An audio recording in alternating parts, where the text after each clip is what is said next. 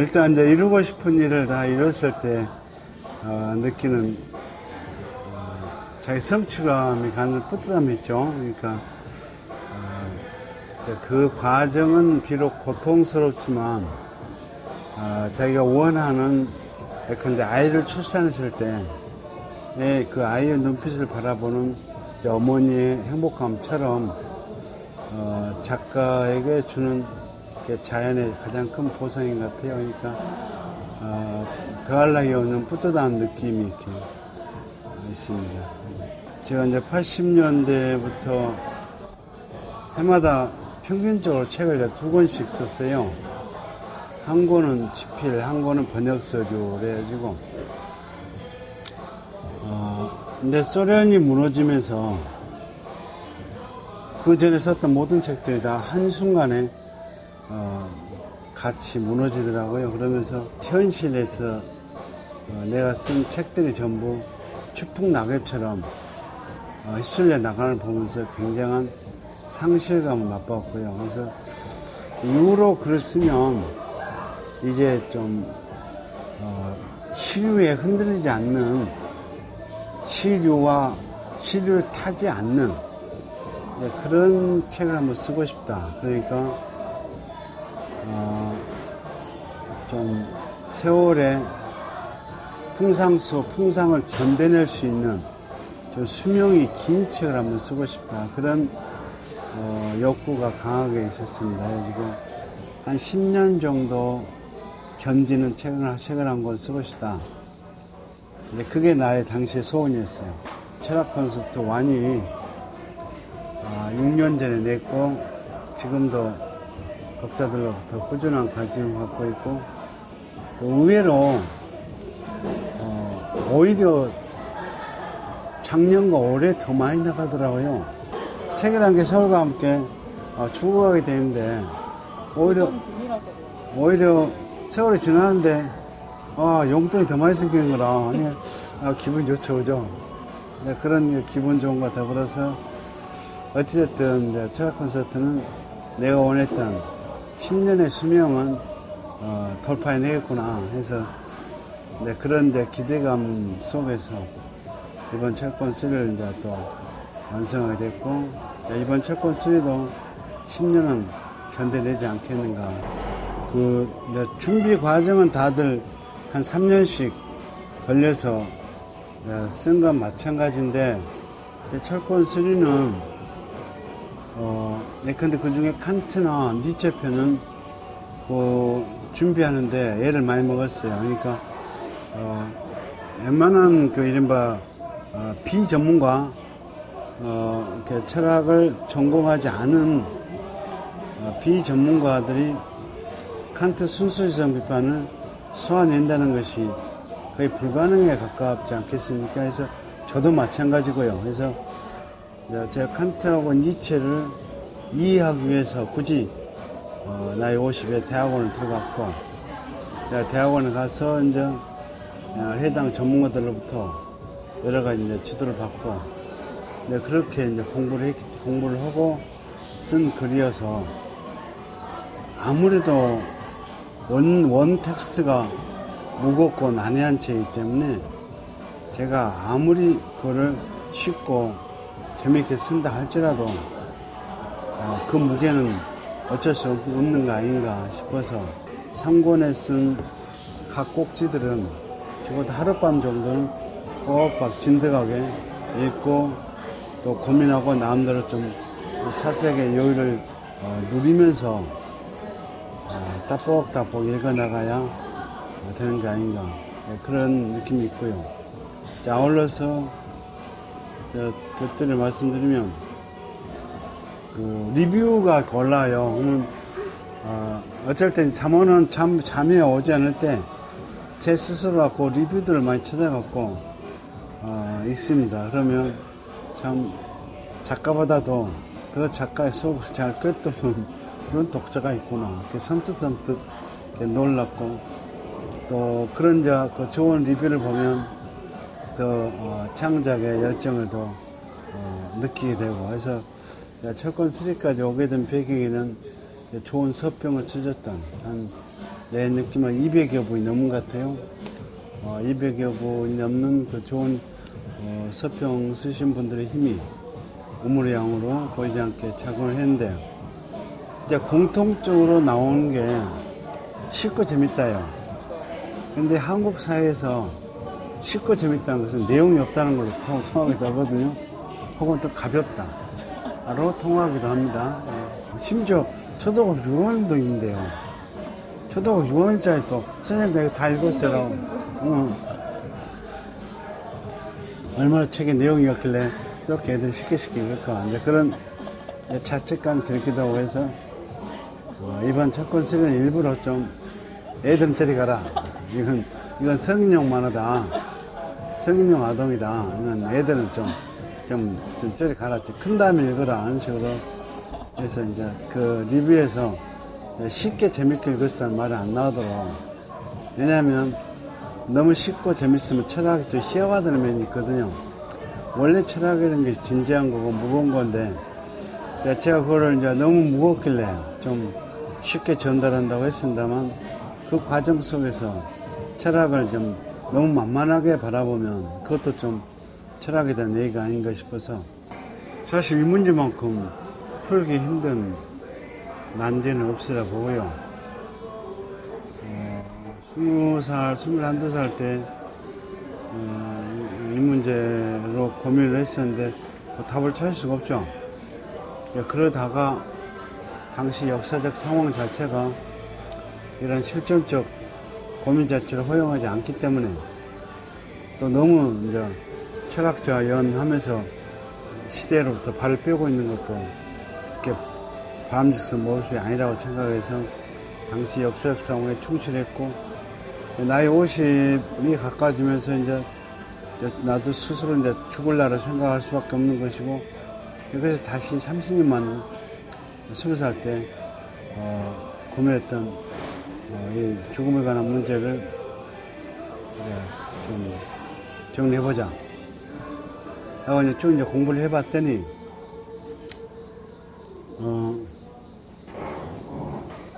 죽음에 대해서 동양에서는 크게 고민하지 않습니다.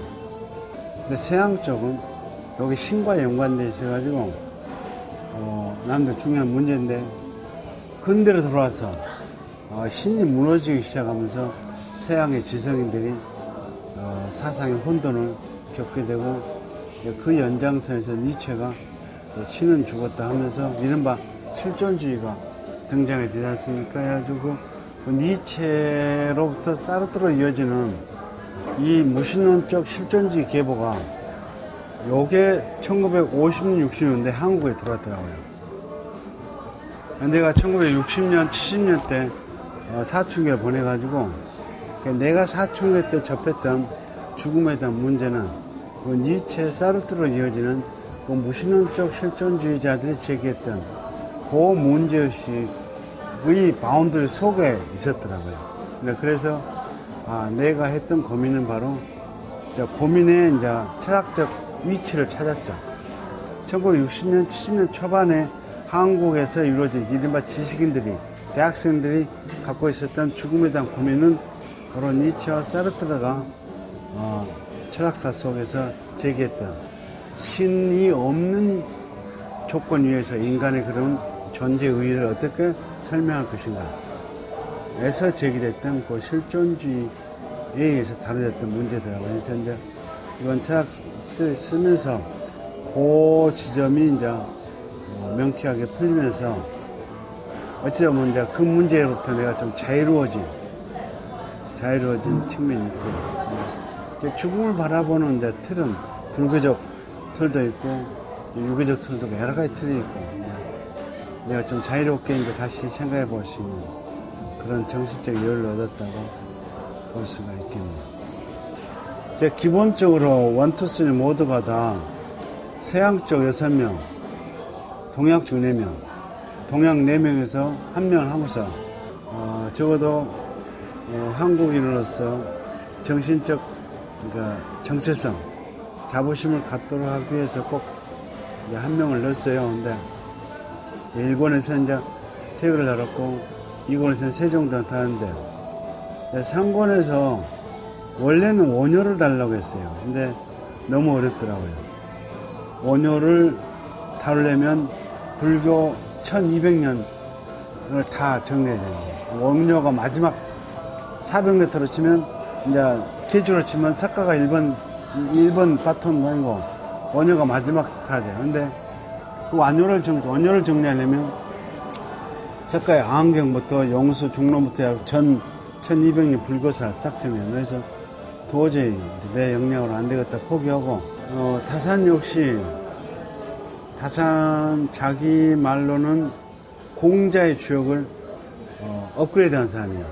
그러니까 주역이 있으면 주역 해석이 주문왕이었고 공자가 했고, 시대마다 새로운 천지 나와서 주역을 해설했는데, 그 주역, 공자의 주역관을 뒤집어 엎은 사람이 다산 정리학이라고 그래요. 자기가 평가하는 거죠. 근데 우리는 도저히 그걸 이제 그 평가를 같이 공감하기도 힘들고. 왜? 2500년 주역 역사를 다 공부해야 돼. 언제 합니까? 이미 이제 20살부터 해야 되는데. 그 다음에 이제 서양 동양에서 누구를 선정하고 하면 이제 그 주제 때마다 이제 적합한 사람인데, 이번 철학 조건 3에서 죽음과 신의 문제를 다룸에 있어서, 어쨌든 서양의 인문학은 호메로스하고 소크라테스 두 사람이 결정한 것 같더라고요. 호메로스와 소크라테스. 근데 소크라테스 전통 위에 칸트가 있고 호메로스 전통 위에 니체가 있는 것 같아요. 두 사람 설정한 게 잘한 것 같고요. 그 다음에 이제 키케로가 들어간 것은 여기 이야기 때시 이제 그래도 로마를 한번 달아줘야 되는데 너무 로마 천년에 빠져 있으니까 키케로를 대표 선수로 해서 이제 로마를 달아봤고요. 어쨌든 러시아를 한 명 넣어야 되니까 도스토옙스키 랑령이 이제 중과 신에 관해서 아주 적나라하게 논쟁이 되는 책이기 때문에 도스토옙스키 넣은 건 잘했다 보고요. 이제 그리고 어쨌든 동양을 와가지고 죽음에 대해서 다루면 이제 석가를 안 다룰 수 없고, 이제 공자하고 묵자하고 유명한 그런 거 안 다룰 수 없고, 이제 철학에서 이래서 노자를 다뤘으니까 3에서는 장자 다룬 게 맞고요. 그래서 적절한 배치라고 합니다. 특히 이제 조건 3에서는 주역을 다룬 게 이제 한국의 50대들이 많이 좋아하지 않은가 싶어요. 내 느낌으로, 내가 알기로 50대신 한국의 지식인 많은 분들이 혼자서 몰래 주역을 읽습니다. 근데 너무너무 힘들어가지고 이걸 어떻게 접근할지 모르고 다들 그래요. 주역하고 칸트하고 호메로스. 호메로스 경우 얼핏 보면 만화 같아 쉽거든요. 특히 오디세이 같은 경우는 중학교 1학년도 읽을 수 있는, 거의 만화처럼 읽을 수 있는 것이었고 쉬운데, 이게 이제 한글로 된 읽을 만한 해설서는 거의 없다시피 해요. 근데 영문학 쪽에서 호메로스에 관한 정리해놓은 비평사들이 몇 권인지 아세요? 아마존 들어가 쳐보세요. 아마존 가서 호메로스 치면 3만 권이 나와요. 그 중에 이제 어쨌든 그 서지상 들어갖고 제가 영어로 한 100권을 못 타봤어요. 근데 그 해설한 걸 읽어보니까 그 비기너의 차원에서 그냥 읽을 때하고 완전히 틀린 거예요. 그러니까 오디세이가 마지막 페넬로페를 만나가지고 페넬로페가 이 거지 할아버지가, 이 거지가 자기 남편인지 아닌지 확인하기 위해서 침대 이야기를 꺼내거든요. 근데 그 침대 이야기 하나씩 책 한 권이 나오더라고요. 우리는 침대문은 아니잖아요. 짜들한테 침대가 섹스의 자리예요. 그잖아요. 생명의 자리예요. 그 다음 짜들한테 침대는 죽음의 자리예요. 어마어마한 비밀, 해독을 하고 봐야 될 소품들, 이게 문학적 소품들, 철학적 장치들이 엄청난 책이구나.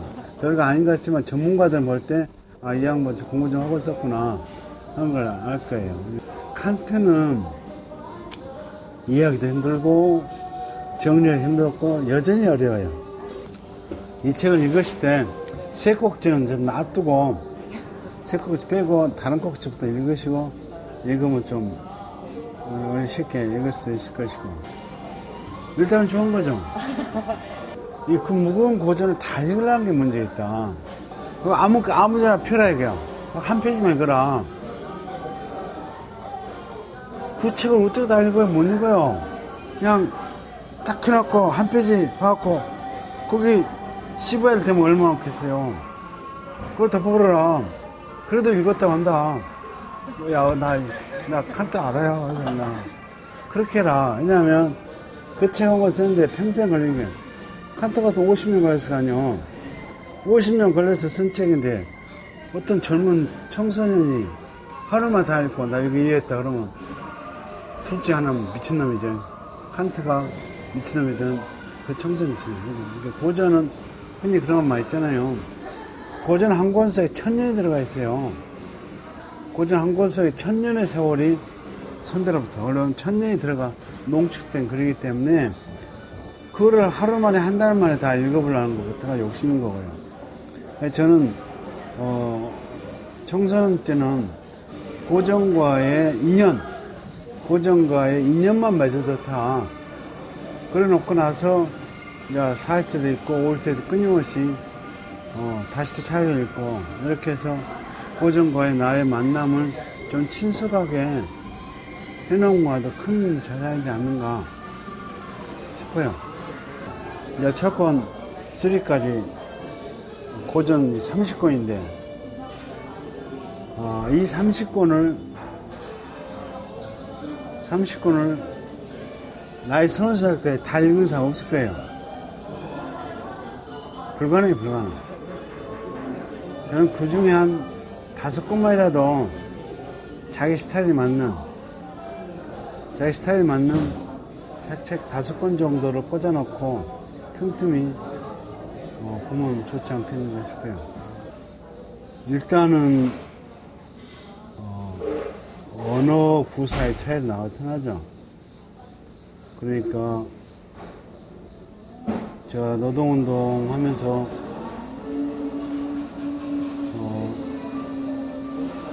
고전을 읽은 몇 안 되는 내 후배 동료들하고는 밤새워서 유머로 넘어가는 대화를 즐기면서 살았어요.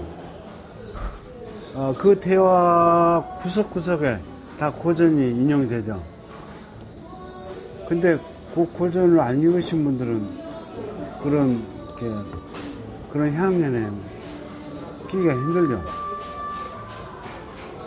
이제 그리고 고전을 안 읽으신 분들은 지난 1980년대 한국 학생들을 이제 이른바 반독재 민주화 투쟁 과정 속에서 이른바 마크시즘 내지 그러한 이제 사회주의 이데올로기가 젊은 사람들의 의식을 지배했는데 그것밖에 몰라요. 마크스보다 더 유리한 소크라테스가 있고 예수가 있고 석가가 있고 그 연장선 위에서 또 하나의 뛰어난 사상가 막스를 봐야 되는데 그냥 막스밖에 없어요. 그러다가 이제 소련이 무너지니까 막스를 이제 죽은 개 취급하는 아주 자기의 과거를 스스로가 부정하는 그런 정신의 가벼움들이 너무 많이 나타나더라고요.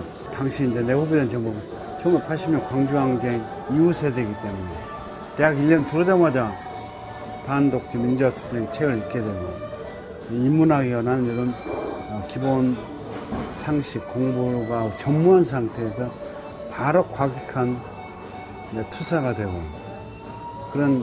그러면서 나중에 보니까 굉장히 정신이 공허해지더라고요. 그래서 이제 그러한 피해를 제가 극복하기 위해서 1990년도에 뗏목을 이고 하는 사람들이라는 책을 썼어요. 거기서 내가 석가, 공자, 막스, 예수, 톨스토이, 아인슈타인 6사람 다른데 그냥 이후로 여러 사람을 만나도 인문학적 토대가 튼튼하신 분들은 사고가 유연한데 그게 없이 그냥 사회과학적 이념만 주입하는 사람들 생각이 굉장히 단순하고 이른바 교조주의적 폐해가 굉장히 많죠. 저는 이제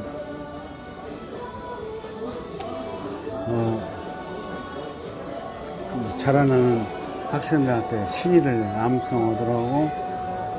언어의 꽃이 시잖아요, 그죠?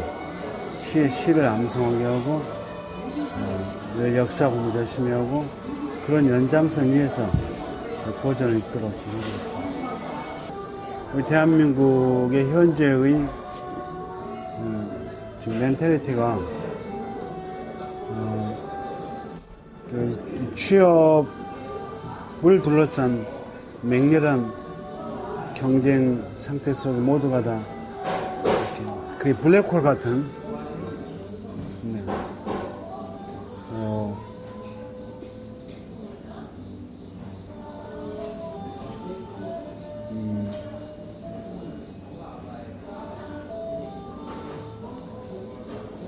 한 번쯤은 내 이 소중한 삶을 무엇을 위해서 바칠 것인가를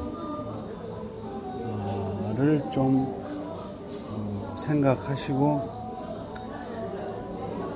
이 내 한 번 살다 가는 아주 소중한 삶이고 청춘인데 정신없이 시류에 따라서 부안해동 하시더라도 한 번쯤은 나의 삶을 뭐 어디다 투자할 것인지 그러니까 진짜 내가 요일을 하면 신나고 내 영혼 신난 진짜 이 일을 하면 행복하고 즐거운 내 삶을 바칠 가치가 있는 그 내 삶의 존재 이유를 확인하게 해주는 그런 가치를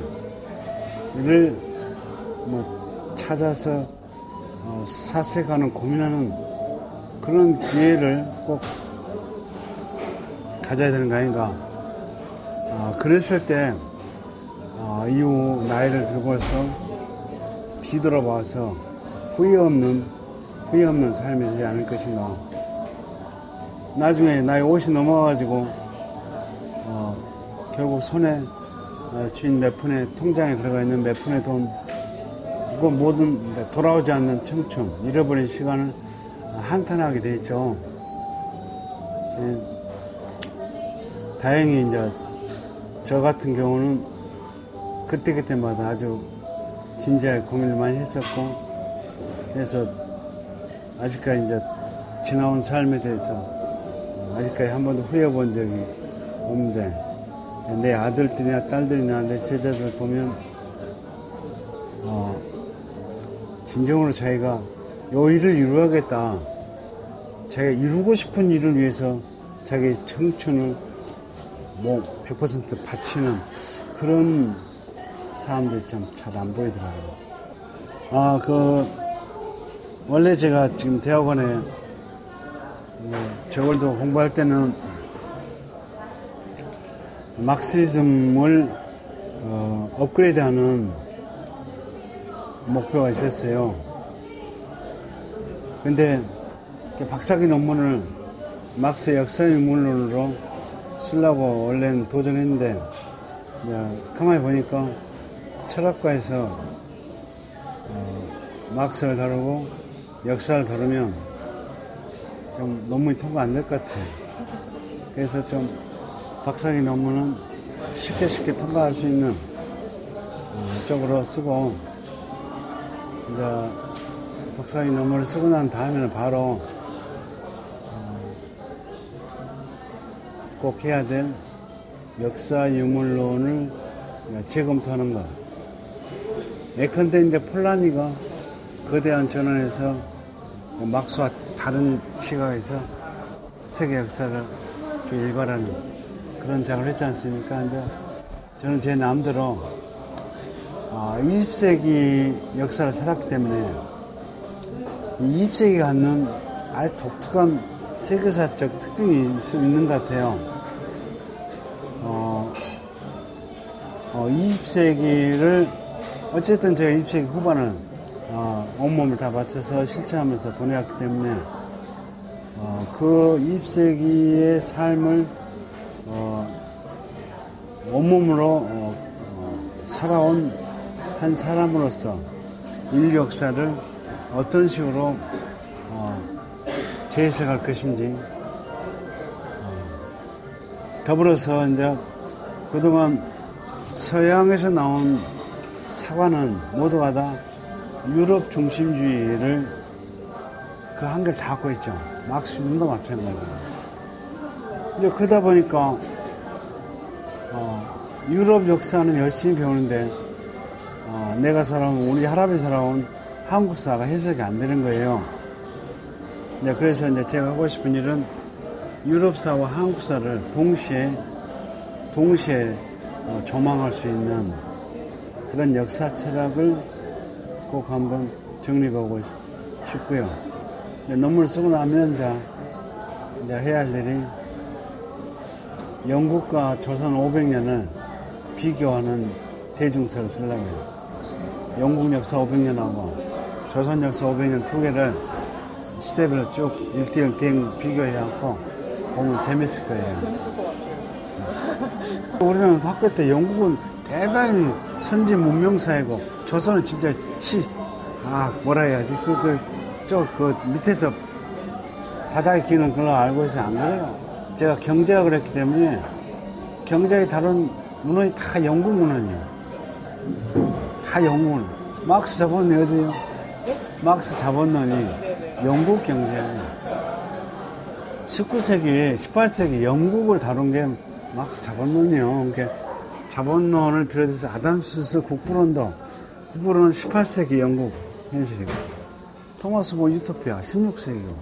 그래서 이제 제가 경제학을 했기 때문에 제 머릿속에 영국이 많이 들어와 있고, 그 다음에 이제 조선 역사 틈틈이 공부했고 해서 두 개를 이제 시대별로 이렇게 분석해가지고, 막스의 틀만 갖고 영국을 보니까 이해 안 되는데, 막스의 틀을 좀 밖에서 영국 역사를 읽는 거 들어오면 오히려 조선 역사가 더 돋보이게 됩니다. 그만큼 영국이 야만적인 나라였어요.